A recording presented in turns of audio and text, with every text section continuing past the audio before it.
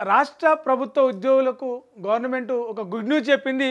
3% dearness allowance పెంచుతూ government ఒక నిర్ణయం తీసుకుంది. ఈ డిఏ కూడా 2023 జనవరి 1 నుంచి వర్తిస్తుంది. జూలై నెల శాలరీలో ఈ డిఏ కల్పిస్తారట. 2025 జూన్ నెల నుంచి జీతంతో కలిపి జూలైలో చెల్లిస్తారు. ఈ తాజా డిఏ పెంపుతో ప్రతి నెల సగటు ప్రభుత్వం మీద నెలకు 200 కోట్లు, ఏడాదికి 2400 కోట్లు అదనపు భారం పడుతూ ఉన్నది.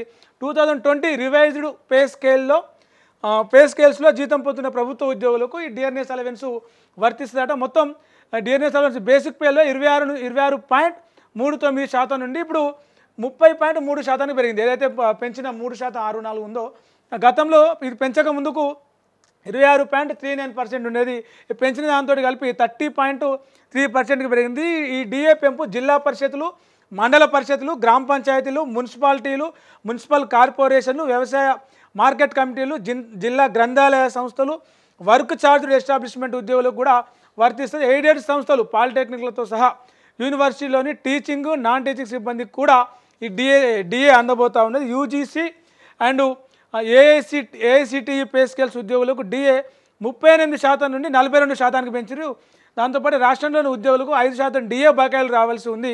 ఇటీవల రాష్ట్ర కేబినెట్లో తీసుకున్న నిర్ణయం మేరకు 2 డిఏలు కూడా ఇవ్వాలని చెప్పేసి కూడా ప్రభుత్వం నిర్ణయం తీసుకుంది. ఏదైతే ఈ యూజీసీ ఏఐటీసీ పే స్కేల్స్ ఉన్న ఉద్యోగులు వాళ్ళకి 38% ఉండే డిఏ దాని నుంచి 4% పెంచి వాళ్ళకి 42% డిఏ చేసారు.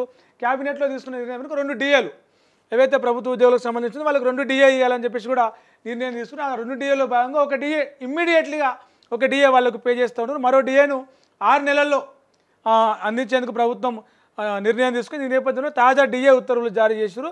జీవో ప్రకారం 2023 జనవరి 1 నుంచి 2025 మే 31 వరకు ఉన్న డిఏ బకాయిలను ఉద్యోగుల జనరల్ ప్రావిడెంట్ ఫండ్ జీపీఎఫ్ ఖాతాలకు జమ చేస్తారు. అక్టోబర్ 31 లోపు పదవీ విరమణ చేసే ఉద్యోగులకు మాత్రం డిఏ బకాయిలను 28 సమాన నెలసరి వాయిదాల్లో చెల్లిస్తారు.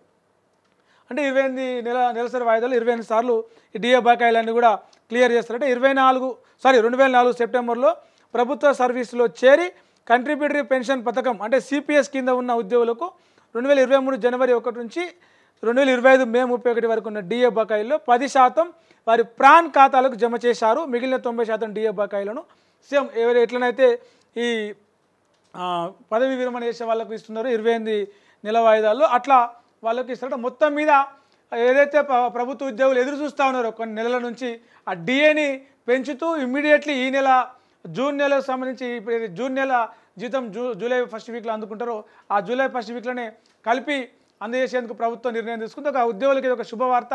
గత కొన్ని రోజులుగా ప్రభుత్వ ఉద్యోగులు సమ్మె చేస్తాం, ధర్నా చేస్తాం, సమ్మె చేస్తాం అని చెప్పి ఏదైతే పిలుపునిస్తున్నారో కొంత ప్రభుత్వానికి కొంత భారం అంటే నెలకు 200 కోట్లు, సంవత్సరానికి 2400 కోట్లు భారం అవుతున్నప్పటికీ కూడా ప్రభుత్వం ఉద్యోగుల ఆకాంక్ష ఏదైతే ఉందో డిఏని ఇచ్చి వారికి కొంత సంతోషం నింపిందనే చెప్పొచ్చు. ప్రపంచంలో ఏ మూల ఏ క్షణం ఏం జరుగుతుందో వేగంగా తెలుసుకోవడానికి తొలి వెలుగు వాట్సాప్ ఛానల్ని ఫాలో చేయండి.